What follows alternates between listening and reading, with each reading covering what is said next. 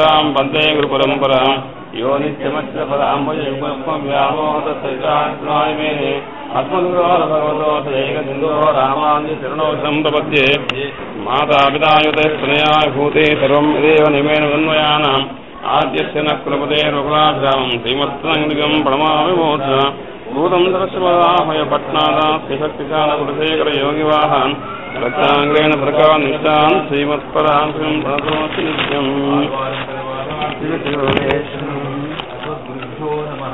श्रीमत्कृतादित्रादिगुरुक्तिबोधं जातवरवेङ्कटपुत्ररत्नं श्रीमन्मृत्युर्लब्धसुधारं श्रीनिवासनमाश्रयामः अगरे मुख्यनजातं वेङ्कटनन्दनं सिंहादिपापात्रं श्रीनिवासं भजे कन्यायामुत्तराषाढकासंराघवनन्दनं यदगोपालतत्कृष्णं श्रीनृसिंहादिगुरुं भजे भारद्वाजगुरुं भजेष्टं श्रीमन्नृसिंहात्मजं राधप्रासादभट्टचरणां भोजश्रीवजीवनं गन्धाचार्यरां सजप्राप्तास्तभोजयं बीजप्राप्तदनिश्चेतं श्रीरङ्गसूरिं भजे श्रीमत्कृतार्जुरायुरङ्कं निजातवेङ्कटपुत्ररत्नं श्रीमन्नृसिंहकुलग्रहकारं श्रीकृष्णमार्गमास्यामः नमः भक्तविवाराय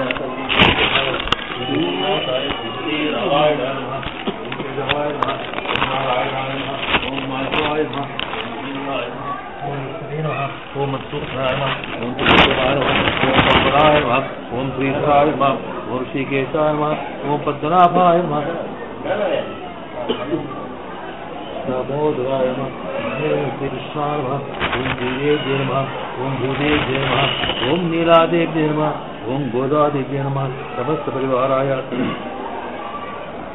सर्व दिव्य मंगल विग्रहाय विभूलीलाधृताय श्रीमते नारायणाय नमः हरि ओम तन्नो मित्रस्यं वरुणः तन्नो भवत्वरियमा तन्न इन्द्रो बृहस्पतिः तन्नो विष्णुरुक्रमः नमो ब्रह्मणे नमस्ते वायो त्वमेव प्रत्यक्षं ब्रह्मासि त्वमेव प्रत्यक्षं ब्रह्म वदिष्यामि व्रतं वदिष्यामि सत्यं वदिष्यामि तन्मामवतु तद्वक्तारमवतु अवतु माम् अवतु वक्तारम् ॐ शान्ति शान्ति शान्तिः हरि ओम्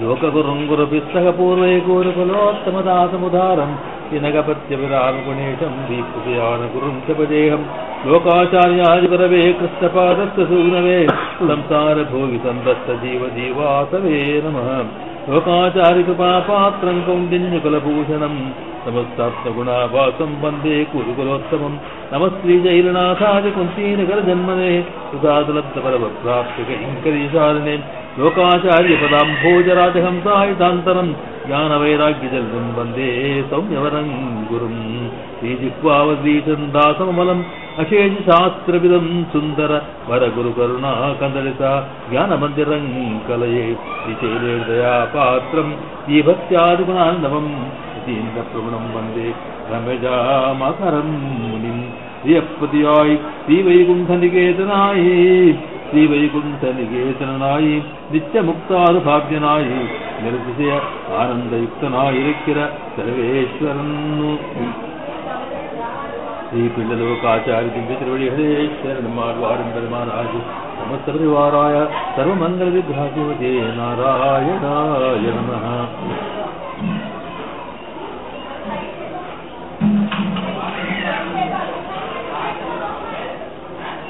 कीजे சில உபாய விசேஷங்களை உபதேசிக்க அவை துஷ்டங்களென்னும்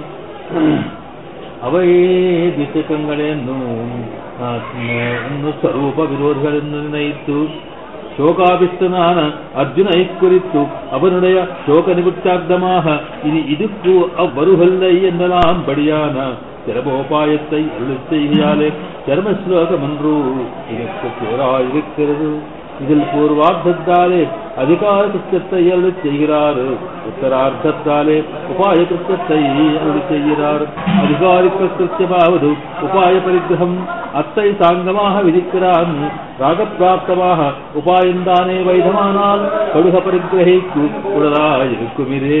இதில் பூர்வார்த்தம் ആറുപദം സർവധർമാൻ എല്ലാ ധർമ്മങ്ങളെയും ധർമ്മമാവതു പരസാധനമായിരിക്കുമതു ഇങ്ങു ചൊല്ലുകിற ധർമ്മശബ്ദം ദുഷ്ടപ്രസാദനങ്ങളെ ചൊല്ലുക என்றுக்கு மோட்ச பிரசாதங்களை சொல்லுகிறது.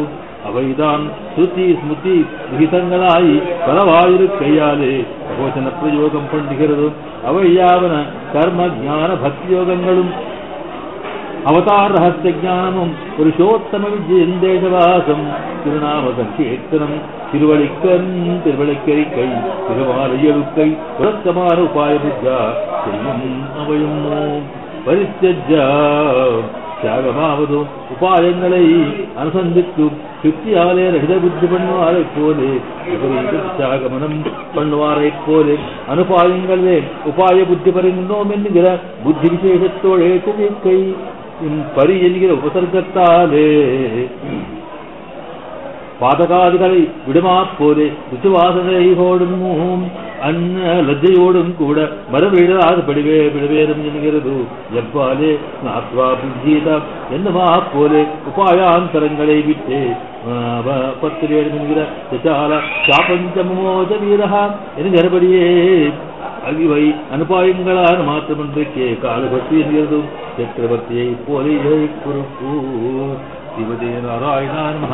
समस्त परिवाराय सर्वसिद्धिमंगल विग्रहाय श्रीभूनिलासहिताय श्रीमते नारायणाय नमः.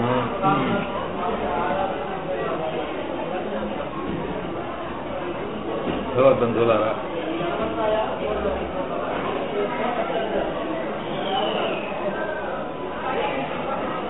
భగవత్కృప వల్ల అఖిలాండ కోటి బ్రహ్మాండ నాయకుడైన సర్వేశ్వరుడు శ్రీపతి శ్రీమన్నారాయణ యొక్క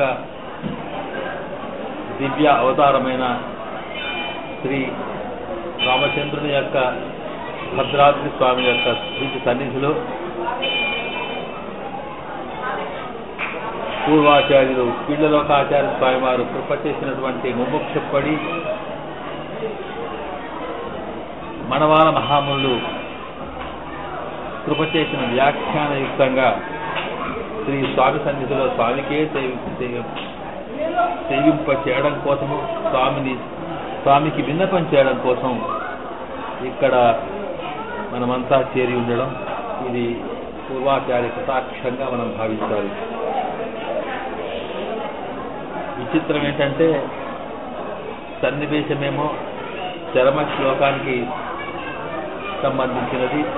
సర్వధర్మాన్ పరిత్యజ్య మామేకం శరణం వ్రజ అహం త్వా సర్వపాపేభ్యో మోక్షయిష్యామి మా శుచః అని కృష్ణ భగవానుడు భగవద్గీతలో గీతా సారాంశంగా, తన ఉపదేశ సారాంశంగా అన్నిటికన్నా ఉత్తమోత్తమైనటువంటి సాధనంగా పరమాత్మనే అని చెబుతూ ప్రపత్తి స్వరూపాన్ని కృప చేసిన శ్లోకం ఇది. సర్వధర్మాన్ అనేది ఈ శ్లోకము యొక్క అర్థం అత్యంత రహస్యమైంది కనుకనే మన పూర్వాచార్యులు జగదాచార్యులైనటువంటి భగవద్ రామానుజుల వారికి వారి ఆచార్యులుగా గ్రంథాచార్యులుగా వేంచేసిన తిరుక్కుట్టి నంబి గారు వారికి ఈ మంత్ర అర్థాన్ని అలాగే ఈ చరమశ్లోక రహస్యాన్ని వినిపించడం కోసం ఎంతో పరీక్షించి వారిని 18 సార్లు తిప్పి కొన్ని మాసాలుగా వారు ఉపవాసం ఉండేట్టుగా చేసి వారితో మరి ఆ రహస్యాన్ని ఎవరికి వినిపించకుండా ఉండడం కోసం, దాన్ని అధికారి కానివాడికి తెలపకుండా ఉండడం కోసం దాన్ని వారితో మాట తీసుకుని ఇలాగా తిరుక్కుట్టూరి కోవెలలో వారు అందించడం, దాన్ని యొక్క రహస్యం తెలిసిన తర్వాత భగవద్ రామానుజుల వారు ఈ మంత్ర రహస్యాన్ని, మంత్ర ఉపదేశం, మంత్ర అర్థోపదేశం ఎవరికి పొందుతారో అలాంటి వాళ్ళకి స్వామి యొక్క కృప కలిగి సకల ఐశ్వర్య భోగాలు అన్ని రకాల జీవితంలో కలుగుతాయని, ఆ తర్వాత తతః అమృతత్వమశ్నుతే, ఆ తర్వాత అమృతత్వాన్ని ముక్తాత్మ పరమాత్మ యొక్క దివ్య ఆనందాన్ని పరమపదంలో తాను పొందుతుంది అనేటువంటి అంశం వారి ఆచార్యుల ద్వారా తెలుసుకున్న భగవద్ రామానుజుల వారు ఈ ఇంతటి గొప్ప మంత్ర అర్థాన్ని, ఇంత తత్వాన్ని మరి లోకానికి అందించకపోవడం దేనికని సామాన్యంగా ఆధ్యాత్మిక రంగంలో బలహీనులైనటువంటి వాళ్ళు, బడుగు వర్గాలకు సంబంధించిన వాళ్ళు, అజ్ఞానులుగా ఉన్న వాళ్ళు, వీళ్ళంతా కూడా ఆచార్య కటాక్షంతో వాళ్ళంతా కూడా ఉత్తరింపబడాలి, పరమాత్మ కృప రావాలి అనే ఉద్దేశంతో వారు స్వయంగా తిరుక్కూర్తియూరులో ఉండేటువంటి కోవెలలో దాని యొక్క శిఖరంపై వేయించేసి ఉండి అందరినీ కూడా పిలిచి పిలిచి పిలిచి అందరికీ మంత్ర అర్థ తాత్పర్యాన్ని అలాగే చరమ ఉపదేశ వైభవాన్ని వినిపించి ఉద్ధరించినారని మనం ఐతిహ్యంలో స్వామివారి కృప ఎలా కలిగిందో విన్నాం. దానివల్ల జరిగినటువంటి ఒక అపచారాన్ని ఆచార్యుల వారు దాన్ని ఎత్తి చూపితే అప్పుడు వారు స్వామి దాసుడు ఒక్కడే ఒకవేళ నేను ఆచార్య ఆజ్ఞను ఉల్లంఘించి నేను నందుకు కాను దానికి దాసుడొక్కడు శాస్త్రరీత్యా నరకానికి వెళ్ళినప్పటికీ కూడా కనీసం ఈ మంత్ర అర్థాన్ని విన్నటువంటి జనమంతా కూడా పరమాణ కృప పాత్రులైనప్పుడు వాళ్ళంతా కూడా పరమపదవాసులై భగవత్కృప పాత్రులై ఉంటే కేవలం దాసుడొక్కడు నరకానికి వెళ్తే ఏమిటి అనేటువంటి త్యాగాన్ని చూపి వారు ఆచార్యుల వద్ద వారు జరిపారని మనం అది విన్నాం. దానివల్ల అసలు వారి ఆచార్యుడే తిరుక్కుట్టియూరు నంబిగారు చాలా ఆశ్చర్యపోయి ఇంతటి త్యాగమూర్తి ఇంతటి స్వార్థమైనటువంటి జగదాచార్యుడు వాస్తవానికి శిష్యులుగా ఉన్నప్పటికీ కూడా ఆచార్యుడికే వారికి జ్ఞానబోధ చేసినట్టుగా వారు భావించి వీరు ఒకసారి సంతోషంతో వారి దగ్గర తీసుకొని ఎం పెరుమానార్ అని పేరు పెట్టారట. ఎం పెరుమాన్, నాకు ఉపకారకుడివి స్వామి, నాకు పెద్దవాడివి నువ్వు సామాన్యంగా శిష్యుడివై కనిపించినా నాకు నేను ఆచార్యుడు అనేది కాదు, నీవే నాకు ఆచార్యుడు అన్నంత రీతిలో వారు ఆ రకంగా ప్రతిచేశారని చెప్పి తెలిసింది. ఆ రకంగా తిరుక్కుట్టూరి కోవెలలో గోపురాన్నెక్కి భగవద్ రామాంజుల వారు సిద్ధాంతాన్ని సకల లోక రక్షణ కోసం సకల లోకాలని కూడా మరి వాటికి ఉపయోగపడేట్టుగా సామాన్యుడి దగ్గర నుంచి పైదాకా వచ్చేట్టుగా ఏదైతే వారు కృప చేస్తున్నారో సరిగ్గా అలాంటి ఒక సందర్భమే మనందరికీ ఈ పెరుమాళ్ల కృప వల్ల భద్రాద్రి రాముడి యొక్క సన్నిధిలో ఇది కలగడం ఇది ఆశ్చర్యకరమైన విషయంగా మేము భావిస్తూ ఉన్నాం.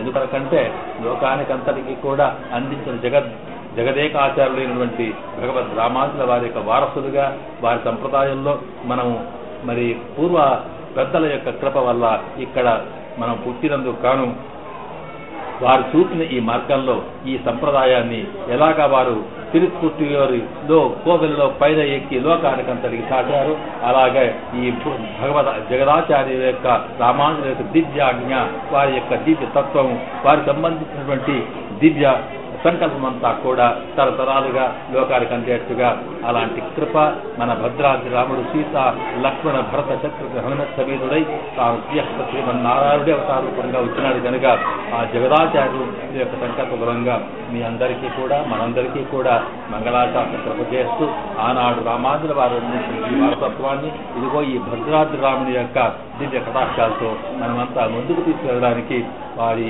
కృప కావాలని ప్రార్థిస్తూ ఉన్నాం. ఇక్కడ ఇది సాధారణంగా మనం సర్వధర్మాన్ పరిత్యజ్య అనే శ్లోకంలో ధర్మం అంటే ఏమిటి, అన్ని ధర్మాలు ఏమిటి అనే అంశాన్ని మనం వివరంగా తెలుసుకునే ముందుగా ధర్మం అంటే మనం చేసే కర్మ అని అర్థము, మనం చేసే పనులు అని అర్థం అనమాట. అంటే శాస్త్ర ప్రకారంగా ఏవేవైతే ఎవరెవరు ఏ ధర్మాలు చేయాలన్నాయో వాటిని ధర్మములు అంటాం. ప్రధానంగా ముముక్షు అయిన వాడు అంటే మోక్ష సంసార బంధము ఇదే చివరిగా భావించుకొని దీని తర్వాత పరమాత్మ యొక్క దివ్య సన్నిధులకు చేరుకోవాలని దగ్గర అనుకునేటువంటి భావించేటువంటి ఏ వ్యక్తి అయినా సరే వాడిని ముముక్షు అంటాం.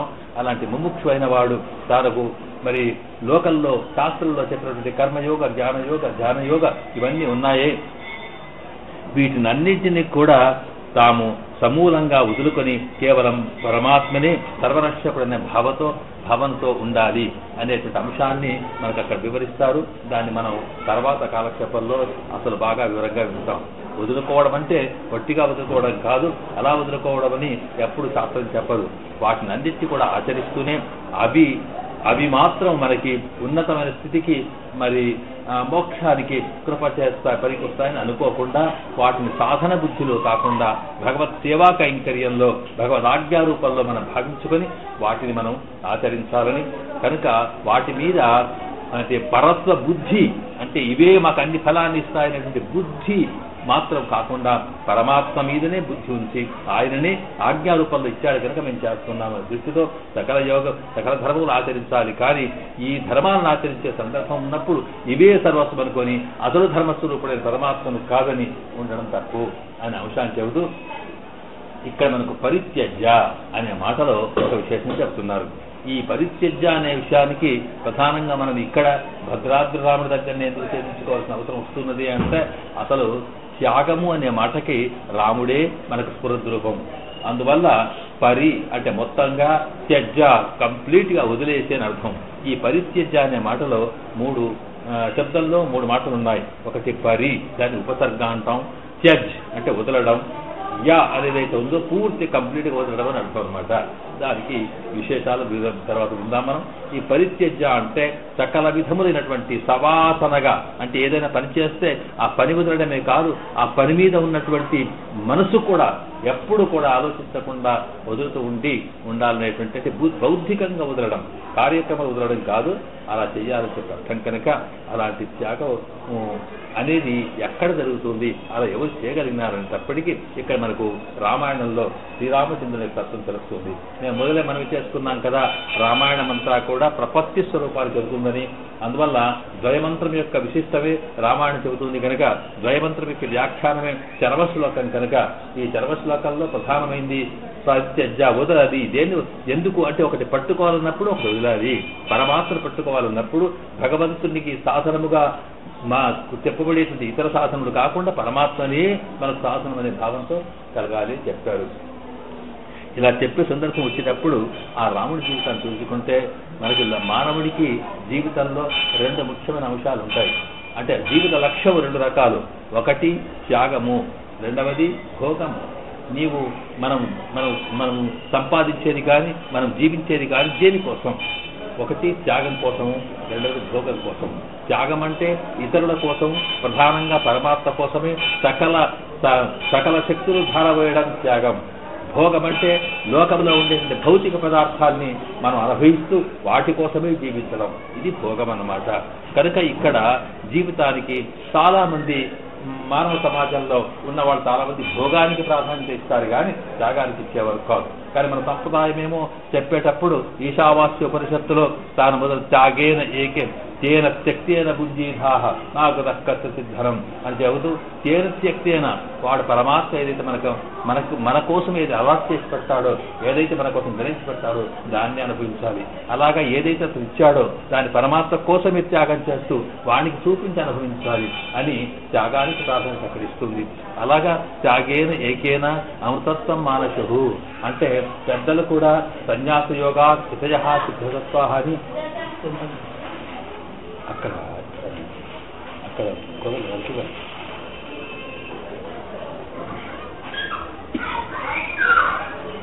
సన్యాస యోగాత్ యతయ సిద్ధసత్వాహ అనేటప్పటికీ యతులైన వారు సత్వ గుణమును ప్రాధాన్యం పెంచుకున్నటువంటి మహత్వనంతా కూడా వాళ్ళు త్యాగేన ఏకేన అమృతత్వ మానుషు, త్యాగము వల్లనే వాళ్ళు అమృతత్వాన్ని పొందగలిగారని చెబుతున్నారు. కనుక ఈ త్యాగం అంటే ఏమిటి, త్యాగం ఎట్లా ఉంటుంది? ఇక్కడ త్యాగము సిద్ధుల కోసం చేయడం అనమాట.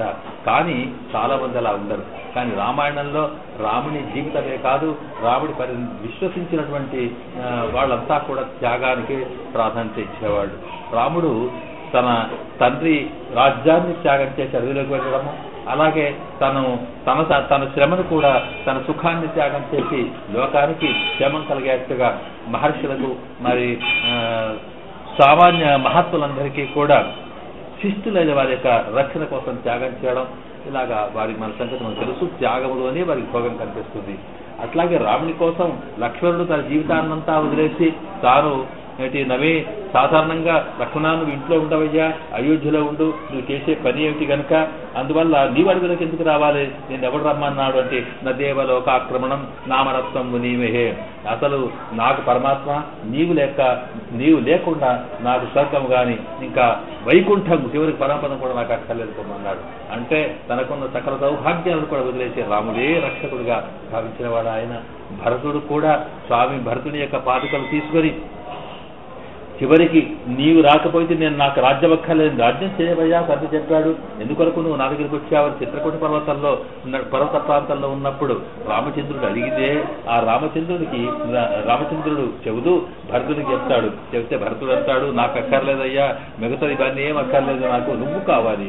అంటే చివరికి నీవు లేకున్నా సరే కనీసం నీ పాదసేవ నాకు కావాలి కనుక ఆయన పాదుకలు తీసుకున్నాడు. అందువల్లే భ్రాతృ చరణం, అసలు స్వామి యొక్క వారి యొక్క శ్రీపాదములు నా తల మీద ఉంచుకోకపోతే నమే శాంతి భవిష్యతి అని వారు అన్నారు. ఇలాగ రామాయణంలో ఎక్కడ చూసినప్పటికీ కూడా లక్ష్మణుడి తత్వం కానీ, భరతుని తత్వం కానీ, అలాగే ఆంజనేయ తత్వం కానీ, అసలు సాక్షాత్తుగా సీతారాముడి తత్వం కానీ చూస్తే త్యాగమే జీవనానికి ప్రధాన లక్ష్యంగా మనకు కనిపిస్తూ ఉంది. కానీ వేరే చోటనే భోగానికి అలవాటు పడ్డవాడు రావణాసురుడు, త్యాగానికి మారుపేరుగా ఉన్నవాడు రాముడు. ఇందులో రావణతత్వమా రామతత్వమా, ఈ లోకంలో ఉన్న మనం ఏది ఎంచుకోవాలి అనేది చెబుతూ త్యాగానికే ప్రాధాన్యత ఇస్తాము అని చెబుతూ పరిత్యజ్య వదలడం అనే విషయం చెప్పారు ఇక్కడ. అయితే ఒక విశేషం ఉంది దాంట్లో ఏంటంటే, ఈ త్యాగం చేస్తే అంటే ఇందులో ఏది త్యాగం చేస్తున్నాం, పరమాత్మను ముముక్షువైన వాడు భగవత్ కృపాపాత్రుడు కావాలనుకుంటే, పరమాత్మ యొక్క దివ్య అనుభవం కావాలనుకున్నప్పుడు ఏం త్యాగం చేయాలి అన్నప్పుడు, ఇదిగో ఈ చెప్పిన కర్మ, జ్ఞాన, భక్తి, సాధన ఇవన్నీ ఉన్నాయో వాటి మీద బుద్ధి పెట్టకుండా, ఏం బుద్ధి అంటే వీటి వల్ల నేను పరమాత్మ లభిస్తాడు అనే భావన లేకుండా వదిలినప్పుడు ఏం చేసినాడు, నేనే స్వయంగా రక్షిస్తాను, సర్వధర్మాన్ని పరిత్యజ్య మామేకం శరణం, నన్ను పట్టుకు నేను ఉంటాను, నేనే నీకు రక్షకుణ్ణి అన్నాడు. దానికి ఉదాహరణగా ఇక్కడ ఒక ఉదాహరణ చూపిస్తున్నారు. అదేంటంటే, ఆ రకంగా స్నాత్వా బుంజీ దన్నా పోరే ఉపాయాంతరంగళై విట్టే పత్వేడు మెనిగిర చచాల చాపంచ ముమోచ వీర. అందువల్ల వాటిని ఎట్లా వదలాలంటే వాటికి వాసన లేకుండా వదలాలని చెప్పి ఆ స్నాత్వా దానికి ఉదాహరించారు. వదలడం అంటే ఎట్లా వదలడం అంటే, స్నాత్వా భుంజీధ అనే ఒక మాట ఉంది. మీరు ఎప్పుడు అన్నం భోజనం చేయాలన్నా మీరు స్నానం చేసిన తర్వాతనే చేయాలి. అంటే అది చేస్తూ రెండు రకాలు ఉంటుంది. ఒకటి ఏంటంటే చాంద్రాయణ వ్రతం చేస్తూ తింటూనే చాంద్రాయణ వ్రతం చేయాలంటారు. తింటూనే అంటే అర్థం ఏంటి అంటే, ఒక్కొక్క బుక్క ఎందుకు తగ్గించుకుంటూ పోవడం ఒక పద్ధతి, అది నడుస్తూనే ఉంటుంది. అదేమో అంటే నీవు దేన్ని ఒకసారి విడుస్తూ ఒకసారి అనుభవిస్తూ రెండు ఒకేసారి నడుస్తూ ఉంటాయి. స్నాత్వా భుంజీత అంటే నీవు స్నానం చేసిన తర్వాతనే, అంటే అది కంప్లీట్ అయిపోవాలా, అంటే దాంతో సంబంధం లేదు, అప్పుడు భోజనం అని ఎట్లాగో అలాగా ఇక్కడ కూడా నీవు పరిత్యజ్య అంటే నీవు వదిలేయాలి. ఆ వాటి మీద ఎలాంటి బంధము లేకుండా, దేనికోసం అంటే పరమాత్మ యొక్క భగవత్ సన్నిధి కోసం. మరి ఏం చేయాలంటే భగవంతుడినే పట్టుకోవాలని, భగవత్ అంటే అర్థమది ఉపాయమతనే ఉపయమతనే అనుకోవడం అనేది అనమాట. అలా చేస్తూ జరిగితే ఏం జరుగుతుందో ఇక్కడ రామాయణంలోని ఒక అంశాన్ని మనకు చూపిస్తున్నారు. ఇది చాలా అద్భుతమైన ఘట్టం. అదేంటంటే, యో వజ్రపాతాశని సన్నిపాతాత్ నచుక్షుభే నాపి చచాల రాజా సరామ బాణాభిసతో వృషర్తః చచాల చాపంచముమోచ వీర. ఇది ఒక అద్భుతమైన ఘట్టం. రామరావణులకు యుద్ధం జరుగుతూ ఉన్నది. ఆ యుద్ధం అనేది ఎంత భయంకరంగా జరుగుతున్నది అంటే, ఎంతో కాలం జరిగింది. రామరావణయోర్ యుద్ధం రామరావణయోరివ అని వాల్మీకి వారే చెబుతారు. ఎట్లా జరిగింది, రావణాసుడికి జరిగిన యుద్ధం ఎంత భయంకరమైందంటే, ఇందులో రాముడు తక్కువవాడు కాదు, రావణాసురుడు అంతకన్నా తక్కువవాడు కాదు వీరత్వంలో. అందువల్ల ఇద్దరు ఒకరి నుంచి ఒకరు యుద్ధం చేస్తూ ఉంటే, ఈ ఇద్దరు కలిసినటువంటి యుద్ధం అయితే ఉందో ఇది వాస్తవానికి వారి యుద్ధం తప్ప, వారి యుద్ధం వారితోటి పోల్చాలి కానీ ఇంకో యుద్ధమే ఎదుర్కోమన్నాడు. రామరావణ యుద్ధము రామరావణ యుద్ధంలాగానే ఉందట. అంటే ఏంటి, అట్లాగే ఉందని అర్థం ఉండదు, అంత బ్రహ్మాండంగా జరుగుతుంది. ఇది జరిగిన సందర్భం ఒకటి జరిగింది. అదేంటంటే, సామాన్యంగా లక్ష్మణుడు మూర్ఛపోయినాడని ఆంజనేయ స్వామి వెళ్ళి చెప్పిన తర్వాత అక్కడి నుంచి అత్యంతమైనటువంటి ఆవేశంతో రాముడు పరిగెత్తుకొస్తాడు యుద్ధ మైదానంలోకి. వచ్చేటప్పటికి రావణాసురుడు వచ్చాడు అక్కడికి, బ్రహ్మాండమైన రథం ఎక్కి, ఆ రథం మీద ఎత్తైన రథం, మంచి గుర్రాలు, వాడు నడిపించేవాడు, 10 తలకాలానికి చక్కగా అనేక రకాల ఆయుధాలు పెట్టుకొని వేగంగా వస్తున్నాడు ఆయన. చూసేటప్పటికి పాపం రాముడు అక్కడికి వెళ్తే ఆంజనేయ స్వామి అక్కడ ఉన్నాడట. ఆంజనేయ స్వామి ఉండి పెద్ద రథం, మరి ఈయనకెక్కడికి రథము అని తొడుక్కొని చెప్పుల దగ్గర నుంచి కూడా తమ్ముడు తీసుకపోయి పాదుకని అందుకని ఏముంది కనుక 14 సంవత్సరాలు కూడా నడిచి ఇదే కదా మన గోపికలు. అందుకొరికే ఇంత నడిచినావా స్వామి, అప్పుడు నీ పాదాన్ని ఎవరు చూడలేదు, అప్పుడు అన్ని కూడా అమలంతా ఆడి పోతేని నీ పాదానికి ఇప్పుడైనా మేము కాస్త క్షమం కోరుతున్నాం అంటారు వాళ్ళు. ఆ రకంగా ఉన్నటువంటి స్వామికి అక్కడ రథం ఎక్కడా, ఇది ఎక్కడా, ఏమిటనుకున్నాడు. అప్పుడు ఆంజనేయ స్వామి చూశాడట, నా స్వామికి రథం లేదా, వాడేదో ఎక్కడ తెచ్చుకున్న రథం ఏంటన్నాను. ఒక్కసారి తన భుజాల మీదకి స్వామిని ఎత్తుకున్నాడు రాముడిని. ఆంజనేయ స్వామి ఎత్తుకొని అటో కాలు వేసుకున్నాడు. ఇక తర్వాత రాముడేమో ధనుర్బాణాలు పెట్టుకున్నాడు. ఈయన గిరగిర పరిగెత్తాడు మైదానంలోకి. పోయేటప్పటికీ అక్కడికి కొడుతున్నాడు వాడు రావణాసుడిపై నుంచి రాముని మీదికి. వచ్చేటప్పటికి ఆ రాముడు వాడి పైన ఉండి, అంటే కింద ఉండి కొట్టేవాడికన్నా పైన ఉండి కొట్టేవాడి యొక్క శక్తి ఎక్కువగా ఉంటుంది కనుక అప్పుడు చూచాడు, ఇదేంటి మా రాముడు తక్కువ పెట్టింది, ఆంజనేయుడు మహాయోగ సంపన్నుడు కనుక, యోగ సిద్ధుడు కనుక ఒకసారి తనను తాను యోగంలో 8 సిద్ధులు వస్తాయి.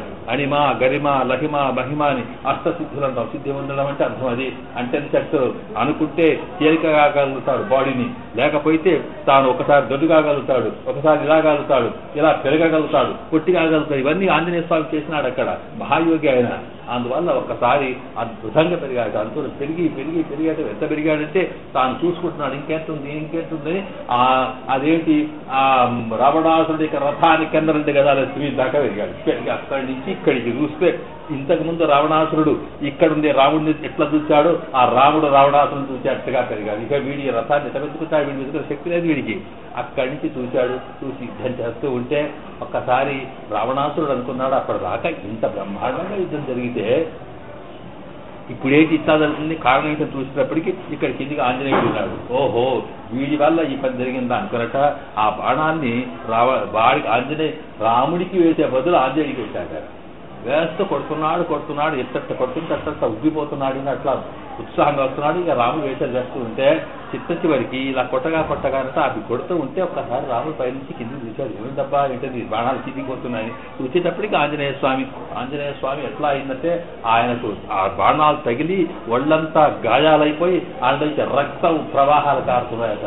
ఆ రక్త తారికలు ఇక్కడోటి జరుగుతూ ఉంటే చూశాడు. ఆశ్చర్యం అక్కడ ఏంటంటే దృష్ట్వా ప్లవగశాబ్దూలం, అసలు రావణేన కృతవ్రణం దృష్ట్వా ప్రవగశాబ్దూలం కోపశ్చవశవేవ. ఆ రావణుడు చూసినప్పటికీ వాడి ఆంజనేయ స్వామికి శరీరమంతా కూడా రణ శక్తి రక్తశక్తం అయిపోయింది. ప్లవగ శాబ్దూలమట. అసలు ప్లవగము అంటే కోతి, శాబ్దూలం అంటే పెద్ద పులి. ఇక్కడ ఏం జరిగిందంటే ఆయన దెబ్బలు కొడితే ఆయన పచ్చటి కోతి శరీరం పచ్చటి శరీరం కనుక ఆయనకి దెబ్బలు గాయాలు తగిలి ఆ గాయాలకి రక్తం కాసిన ఎర్ర తారకలు ఇక్కడ నడవ కొత్తగా అయితే ఎర్రగా, నడవ కొత్తగా అయితే ఎర్ర తారకలు వస్తే పుల్లా కనిపిస్తున్నాడు, ఆయన కాండ్రిస్తున్నాడు పుల్లాగా. అలాంటి స్థితిలో దృష్ట్వా ప్లవగశాబ్దూలం కోపశ్చవశవేవ. అప్పటిదాకా రాముడికి కోపమే లేదట. ఎప్పుడైనా అవసరం అనుకుంటే కోపాన్ని తెప్పించుకునేది, వెంబడి పని కాగానే కోపం తగ్గించుకునేవాడు. ఇప్పుడు అట్లా కాదు, కోపమును తానేం చేస్తున్నాడో తెలియకుండా బ్రహ్మాండమైనటువంటి బాణాలతోటి బ్రహ్మాండంగా తాను యుద్ధం చేయడం ప్రారంభించాడట. ఆ యుద్ధం చేసే ప్రారంభంలో రాముడికి ఎందుకనకంటే సాక్షాత్తుగా పరమాత్మకి ఏంటంటే పరమాత్మకి ఎప్పుడు కూడా తనకు ఏవడైనా అపచారం చేసినా సహించుకుంటాడు తప్ప తన భక్తుడికి ఏమైనా జరిగిందా సహించుకునే శక్తి కలిగి ఉండదు. ఒక కన్న తల్లి ఏ రకంగా తనకు ఏ రకమైన బాధ కలిగినా సహించుకుంటుంది, కానీ తన సంతానాన్ని ఎవడని తిట్టినా కొట్టినా ఎంత బాధపడుతుందో అలాగే పరమాత్మ తత్వం కూడా అంతే. కనుక పరమాత్మకు చేసేటువంటి అపచారాలు 2 రకాలు. ఒకటి స్వామికి చేసేది, అది సహ్య అపచారం అంటాం, సహించగలుగుతాడు. కానీ స్వామి భక్తులకు చేస్తుంటే అసహ్య అపచారం. అందువల్ల ఆంజనేయ స్వామికి జరిగిన అద్భుతి అద్భుతమైన వీరతోటి పోరాటం ప్రారంభించాడైనా. ఎట్లా ప్రారంభించాడు ఇక్కడ చెప్తున్నాడు అన్నమాట. అప్పుడు రాముడు యొక్క బాణాలు వరుసగా టక వాడి మీద పడుతుంటే ముందు ఎట్లాగైతే ఇక్కడ ఆంజనేయుని కొట్టాడో అట్లాగే ముందు రథాన్ని కొట్టేశాడు. ఆయన అక్కడ గుర్రాలు కొట్టాడు, చక్రాలు కొట్టాడు. ఆ తర్వాత అతనికి ఉండేటప్పటికీ ఆయన ఒళ్ళంతా కూడా చీల్చి పారేసుకున్నాడు. చీల్చి పారేసేటప్పటికి చివరికి చేతిలో ఉన్న ధనుస్సు పట్టుకున్నాడు. ఆయన ఆ ధనుస్సు పట్టుకొని అట్లాగే కింద పడిపోయాడు. అక్కడ ఉండలే పరిస్థితిలో రావణాసురుడు. అది ఇక్కడ వాల్మీకుల వారు చెబుతూ ఉంటున్నారు. ఇక్కడ యో వజ్రపాతాచని సన్నిపాతాత్ నచుక్షుభే నచాల రాజా స రామ బాణాభిగతో వృషర్తః చచాల చాపంచముమోచ. యో వజ్రపాతాచిన సన్నిపాతాత్మే. సన్నిపాతం అంటే ఏమిటి? ఇట్లా సన్నిపాత, పాత అంటే పడడం, నిపాత అంటే ఇంకా కింద పడడం, సన్నిపాత అంటే లెవెలెవెల్ పడడం. అయితే యో వజ్రంటే ఈ రావణాసురుడట ఎప్పటిదాకా అంటే రామునితో యుద్ధం చేయకన్నా ముందు దాకా ఎందరితో యుద్ధం చేశాడు. ఆ ఇంద్రాది దేవతలంతా వచ్చి అయితే ఇంద్రుడు వజ్రాయుధాన్ని పారేశాడు. అలాగా అది పిడుగుపడినట్టుగా పడ్డది. పడితే కూడా అది ఏం కాదు. యో వజ్ర పాత అతన్ని సన్నిపాత పడినాగానే ఇట్లా పడితే అది అక్కడికి రాగానే ఈ తరగతి పోయింది. అది ఇచ్చగదా అంటే కనీసం ఎవరైనా కొడుతున్నాడంటే బాణంతోనూ ఆయుధంతో కొడుతున్నా అంటే ముందు కనీసం దెబ్బలాస్తే అబ్బా అంటాం. కనీసం కదలనగా వాడు కదలేదట వాడి వజ్రాయుధం చూసి. అసలు కదలకపోగా అది వచ్చి మీద పడి గాయం చేస్తే కందిపాత చివరికి వాడి కొద్దిగా కదిలినట్టు కదలకపోవడం కాదు, మనసులోనైతే బాధపడాలి కదా, అది కూడా పడలేదు. నచుక్షుభే నాపి చచాల క్షోభ మానసికంగా శారీరకంగా అట్లా పూలబాణాలు అడుచుగా కొట్టేసినాడే. అలాగా ఇంద్రాది దేవతలంతా కూడా జరిగేటువంటి ఈశ్వరులో ఉన్నటువంటి వాడికి అట్లా ఇప్పుడు ఏమైందంటే రామబాణం పడేటప్పటికంటే అన్నిటికీ కూడా కదండి వాడు రాముడి యొక్క బాణాలకు గురి అయిపోయి అక్కడ రామబాణాభిహత సహా అంటే వాడంటే కూడా ఆ రావణాసుని చరిత్ర అంతా చెప్తారు. ఇక్కడ ఎంత వీరుడు, ఎంత కథావాడు, ఎంత శక్తివంతుడు, కైలాసాన్ని కదిలించినటువంటి వాడు, మొత్తం దేవతలను గడగడలాడించిన వాడు, సూర్య చంద్రాలంతా ఇంట్లో పెట్టుకొని ఊడిగం చేస్తున్నవాడు, అంతటి వాడు కూడా రామబాణాభిగత రామబాణంతో ఒక్క దెబ్బ పడదంటే అప్పటికే చెప్పాడు ఒకసారి ఆంజనేయ స్వామి ఆయన దగ్గరికి వెళ్ళినప్పుడు రాముడి దగ్గరికి దూతగా వెళ్ళినప్పుడే చెప్పాడు, నీవు రావణాసురా నీవేమో మహావరాలు తెచ్చుకున్నాను, నాకేమవుతుంది ఈ మనిషితోటి అనుకుంటున్నావు, మా రాముడి సంగతి నీకు తెలియదు, నీకు ఎవడో బ్రహ్మవరాలు ఇచ్చాడు, ఇంద్రుడిని నేను కొట్టాను ఎగిరినా అనుకుంటున్నావు, నీవు అనుకుంటున్నా కానీ బ్రహ్మ స్వయం చతురాననోవా ఆ 4 ముఖాలు ఉన్నటువంటి బ్రహ్మదేవుడు గాని, లేకపోతే ఇంద్రో మహేంద్ర సుర అటు ఇంద్రుడు మహేంద్రుడి సురనాయక వాడు గాని, 3 కన్నులు ఉన్నటువంటి ఇంకా ఈ శివుడు గాని ఎవ్వడు యుధరామ భద్యన్నతాడు అసలు రక్షించడానికి రాముడు కొట్టదలుచుకుంటే ఎవడు కూడా రక్షించలేడు సుమా, జాగ్రత్త నాన్న హెచ్చరిస్తే అది మీరు గుర్తుకొచ్చింది. ఏమిటి రామబాణాలు ఎట్లా కొడుతున్నాడు, విలవిలాడుతున్న అటు ఇటు పొల్లించి కొడుతున్నాడు.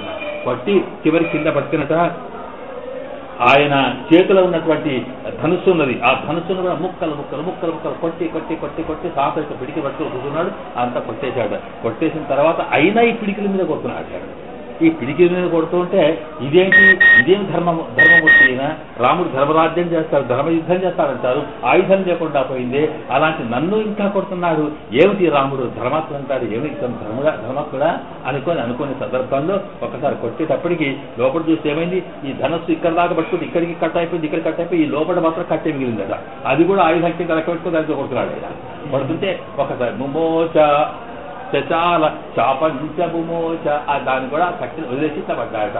వీర ఎంత వీరుడో ఇంత శక్తి కలిసిన తర్వాత అప్పుడు ఆగిపోయాడట. ఆగిపోయి వచ్చి కిందికి దిగి వచ్చి ఆంజనేయ స్వామి దిగి వచ్చి అక్కడికి వచ్చి దగ్గరికి వచ్చి అక్కడికి గచ్చ అనుజానామి రణార్జిత త్వం అయ్యయ్యో నీవు వెళ్ళు చాలా అలసిపోయినట్టున్నావు యుద్ధంలో రావణాసుర పాపం చాలా బాధపోతే నేను ఇప్పుడు ఆజ్ఞ ఇస్తున్నాను, నేను ఏమి చేయను, నువ్వు వెళ్ళి ఏం చెయ్యు, రేపు మళ్ళీ మంచిగా తయారై మందులు చేసుకొని చక్కగా తయారై మళ్ళీ రసం తీసుకొని రా అని పంపించాడు. ఇది ధర్మయుద్ధం. మరి 50 వాడిని అప్పుడే కంటే వచ్చు కదా. అంటే ఇక్కడ ఏమిటి చెప్పదలుచుకున్నది అంటే ఇంతవరకు కూడా ఎన్నోసార్లు సీతమ్మ విదితహాపై ధర్మజ్ఞ శరణాగత వత్సర యమయా రావణ నాన్ను పట్టుకొని చేస్తున్నావు ప్రదీయతాం దాశరథాయ మైదని నువ్వు చక్కగా ఇచ్చేసి నీవు ఒక్కసారి దండం పెట్టి రామ నా వల్ల పొరపాటు అయిందని నువ్వు శరణాగతి చేస్తే చాలు, శరణాగతి వత్సరుడు స్వామి కనుక ఆయన రక్షిస్తాడు. అందువల్ల బొమ్మ చెబితే వెళ్ళలేదు. కానీ ఇప్పుడేం జరిగేది మొత్తం అది కూడా వదిలేసి ఇలా పడిపోయితే అప్పుడు చూసారు అంటే ఇక ఆయనకు రాముడితో పోరాడి ఏ సాధనము లేదు అన్నమాట. ఇక రాముడే రక్షించాలి, లేకపోతే లేదు. అందువల్ల అప్పుడు ఆయన దిగి వచ్చి గచ్చ అనుజానామి పోనాయన ఆజ్ఞ ఇచ్చాను, ప్రాణార్జిత యుద్ధం బాగా అనిపిస్తున్నాను ఆయన వెళ్ళిరా నీకేం పర్వాలేదు, చెల్లాంటి వాళ్ళు యుద్ధం మళ్ళీ ఆపి పట్టుకొని వస్తే మళ్ళీ ఇచ్చేది, లేకపోతే అక్కడికి అయిపోయేది. ఇలాగా పరిత్యజ్య అనేటప్పుడు అర్థం ఏమిటి, త్యాగం అనేది తన చేతులు ఏమి లేకుండా కేవలం సర్వస్వం పరమాత్మకే తాను అంకితమైనప్పుడు వాడు అనుగ్రహం వచ్చి వాడే రక్షిస్తాడు, లేకపోతే వాడు ఎదురు తిరిగే అవకాశం ఉంది. కనుక ఏ సాధనం ఇది అది కర్మ జ్ఞాన భక్తి జ్ఞానం వీటి వల్ల పరమాత్మ అనుకోకండి, వాడి అనుగ్రహం కావాలి. కనుక వీటి మీద సవాసనగా వదిలేస్తూ పరిస్థితికి అర్థం ఒకటి చెబుతాడు. మరి వదిలినందువల్ల వాడు రక్షింపబడ్డాడు. కానీ ఇక్కడ వీడు సాధనాలు వదిలాడు. కానీ అక్కడ దశరథుడు ఉన్నాడే వాడేంటంటే వాడికి దొరికిన పరమాత్మను దొరుకున్నాడు. ఎందుకంటే అబద్ధం ఆడకూడదు కదా, ఎన్నడో ఇచ్చిన మాటలు కదా, అటువంటి అప్పుడు అబద్ధం ఆడకూడదని చెప్పి సత్యేన లోకాంజయతి దానాన్ దీనేన రాఘవ అని సత్యస్వరూపుడైన పరమాత్మ, సత్యం జ్ఞానం అనంతం బ్రహ్మ ధర్మస్వరూపుడైన పరమాత్మని వదులుకొని వాడు అసత్యం అయినటువంటి లక్షణాలు పట్టుకొని నేను ఆవిడకి మాట ఇచ్చినా అని చెప్పి తనకు అనుగ్రహించి తనదాకా వచ్చి తన ఇంట్లో పితరం రోచయామాత దశరథం అని ఆయన తలుచుకుంటే రావణ వధ కోసం దశరథం దగ్గరనే పుట్టాల్సిన అవసరం లేదు, ఇంకెక్కడైనా అవతరించగలుగుతున్నారు. ఆయన సంకల్పం కలిగాక జరిగేది. కానీ అప్పుడు దశరథుడు కొడుకు కావాలని కోరుతున్నాడు కనుక ఈయనది సంతాన ప్రాప్తి కలుగుతుంది. అట్లాగా పరిగెడుతుంది వస్తే అలా ఇచ్చినటువంటి వాడిని ఏదో ఏనాడో ఇచ్చిన మాటలకి కైక ఇచ్చిన మాటలకి నిలబెట్టుకోవాలనుకొని అసత్య ప్రలాపాలు ఆభాసం ఇచ్చారంటాం వాటిని. అసలు నిజమైన సత్యం ఎందుకు అవుతుంది? వదులుకున్నాడే, వదులుకొని జరిగింది ఏమిటి అంటే తాను సత్యం అనే ధర్మాన్ని పట్టుకొని ఆ ధర్మాన్ని ద్వారానే నేనేమో సాధిస్తానుకున్నటువంటి దశరథుడు అసలు సత్యస్వరూపుడైన ధర్మస్వరూపుడైన పరమాత్మ వదులుకొని తాను జీవిస్తే ఏమైపోయింది ఉన్నంతకాలం ఉన్నాడు. ఆ తర్వాత రాముడు లేకపోతే ఆ రాముడి వెంబడే ఈయన దృష్టి అంతా పోయి చివరికి రామా రామా రామా అని ఏడుస్తూ వాడు తన ప్రాణాలు వదిలేశాడ. ప్రాణాలు వదిలేస్తే రాముడికి తండ్రి అయినటువంటి దశరథుడు కూడా పరపరం పోలేదట, ఆయన వైకుంఠానికి పోలేదు, చివరికి స్వర్గం పోయినట్టు. మరి వీడికి స్వర్గం ఎందుకు పోయినా అంటే ఆ మాత్రం పరమాత్మకి సంబంధం వల్ల అని అంటూ తర్వాత ఆయన రామాయణంలో ఉంది ఆయన పరపరం పోలేదనడానికి కారణం మళ్ళీ ఆయన రావణ వద్ద జరిగిన తర్వాత దేవతలతో పాటు దశరథుడు వచ్చి ఆశీర్వదిస్తాడు. మీరెక్కడ చూశారంటే స్వర్గలోకాలు ఉన్న ఆయన అంటాడు. కారణం ఏంటంటే ఆయన చేసిన శాసనాలు ఏమిటో వాటి ద్వారా స్వర్గమే. జ్యోతిష్ఠోమేన స్వర్గకామో జయత చెప్పారే కనుక నీవు ఏ యజ్ఞం చేస్తే నీకు అలా వస్తుందని. అంతగా ఇప్పుడు మనం చూస్తే దాంట్లో రామాయణం అడుగడుగురా శరభంగ మహర్షి మహాతపస్సంపన్నుడు 1000 ఏళ్ళు తపస్సు చేసినాడు, ఎంతో సంపాదిస్తే ఆ తర్వాత ఇంద్రుడు వచ్చి ఆ ఇంద్ర రథం తీసుకొచ్చి స్వామి మీరు అక్కడ రండి ఇంద్రలోకానికి అని వచ్చే సందర్భంలో రాముడు అడవికి వెళ్ళాడు శరభంగ మహాశ్రమానికి. అప్పుడు రాముడు చూశాడు, ఈయన ఆగమన్నాడు. ఆ ఇంద్రుడు అక్కడ పోగానే ఆ తర్వాత రాముడు రాగానే రామా స్వామి నా సకల తపస్సు అంతా కూడా నీకే సమర్పిస్తున్నాను, నాకు అక్కర్లైతే నాకెందుకయ్యా నీకు, నీవు సకల వదులుకొని నన్నే రక్షకుడిగా భావిస్తున్నావు కనుక నీకు పరపదం వస్తుంది పొమ్మని శరభంగుని స్వర్గాన్ని కాకుండా పంపించాడని. అలాగా సర్వధర్మాన్ని పరిత్యజ్య మామేకం శరణం ప్రజ, నన్ను ఒక్కటి పట్టుకుంటే చాలు సర్వము కూడా నేను చూస్తాను అని మాట ఇచ్చిన వాళ్ళలో త్యాగమూర్తి అన్నటువంటి స్వామి రాముడు కనుక త్యాగమూర్తి పరమాత్మ కనుక భోగానికన్నా త్యాగానికి ప్రాధాన్యత ఇచ్చేవాడు. అయితే పరమాత్మ చెప్పిన విషయం ఏంటంటే మనం ఏంటంటే అసలు త్యాగం చేసి సంసారంలో ఉండలేము, ఇటు భోగంతో ఉంటే రకాల పడతాం కనుక ఇక్కడ త్యాగేర ఏకేన అవతస్మాన్ శక్తేర బుద్ధీధా అంటే త్యాగపూర్వకంగా అనుభవించాలి. భోగం అంటే సుఖం అనుభవించడమే, అంటే పరమాత్మ వల్ల కలిగే ఆనందం అయితే ఉందో వేరే ఉండదు కనుక దాన్ని కూడా త్యాగేన అనుభవించాలంటే ఇది పరమాత్మ ఇచ్చినాడు ఇది నాది కాదు అనే భావనతో భగవత్ సంబంధంతో పరమాత్మ త్యాగంతో అనుభవించండి. అప్పుడు ఏమవుతుంది, ఏ అనుభవమైనా భగవత్ సంకల్ప రూపంలో పరమాత్మ ఆజ్ఞ రూపంలో కలుగుతుంది కనుక మీరు కర్మయోగం చేయండి, జ్ఞానయోగం చేయండి, ధ్యానం చేయండి, తపస్సు చేయండి, సాధన చేయండి, ఏం చేసినా సరే అది భగవత్ సంకల్పంగా భావించి ఉన్నంతకాలం వట్టి కింద ఉండడం కనుక స్వామిని కృప వచ్చేదాకా కూడా నీ గురించి ఆలోచిస్తారు చేయడమే ఈ సర్వధర్మాన్ని పరిస్థితి ఉంటుందని మన ఈ వ్యాఖ్యానం అంతా కూడా వివరణ ఉన్నది. మనం అక్కడికి వెళ్ళిన తర్వాత మనం తెలుసుకోవచ్చు. ఇక్కడ చక్త పరిచక్త అనేది ఇక్కడ రామచంద్రుడికి సంబంధించిన అంశం కనుక భద్రాద్రాముని యొక్క దివ్య సన్నిధిలో వాడి యొక్క స్మరణ వల్ల రామతత్వాన్ని లభించడం వల్ల కూడా వారి కృప కలుగుతున్నాయి. వాడి యొక్క మంగళాశాసనాలు మనందరికీ ఫలించి విశేషంగా యువకులైన మీ అందరికీ ఫలించి వాడి ఆజ్ఞ రామ అనుజుడుగా విశేషం లక్ష్మణుని యొక్క ఆదేశమే రాముని యొక్క ఆదేశం లక్ష్మణుడు స్వీకరించినట్టే లక్ష్మణుని యొక్క అపరూపమైన భగవంతుడు రావాల్సిన వారి కనుక వారిచ్చినటువంటి ఆజ్ఞను కొనసాగిస్తూ వారి సంప్రదాయాన్ని చైతన్యంత వరకు ముందుకు తీసుకెళ్లే సర్వశక్తులు పరమాత్మ భద్రాద్రాములు కలగజేయగా ప్రార్థిస్తూ సర్వకృష్ణ ఓం తత్సత్ ఆళ్వారం పెరుమానాడ్య ప్రజాపతి మహిమ మహిష గోబ్రాహ్మ శోలోకాత్మకు యదక్షరదృష్టం మాత్రం గర్భంతి కృష్ణాత్మకు ఓం ప్రణాయ స్వాహ ఓం మంగళం గోదరేంద్రాయ సార్వభౌమాయ మంగళం మంగళాచార్యపరేమదా అందరికి మంచిది కృష్ణార్పణమస్తు.